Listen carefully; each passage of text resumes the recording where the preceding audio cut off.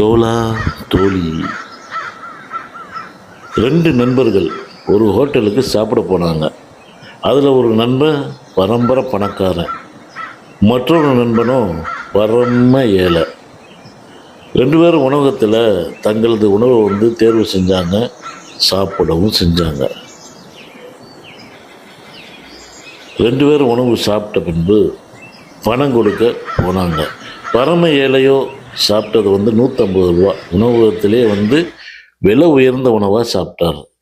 ஆனால் பரம பணக்காரன் சாப்பிட்ட விலை 15 ரூபா. உணவகத்தில் மலிவான சாப்பாடை சாப்பிட்டது.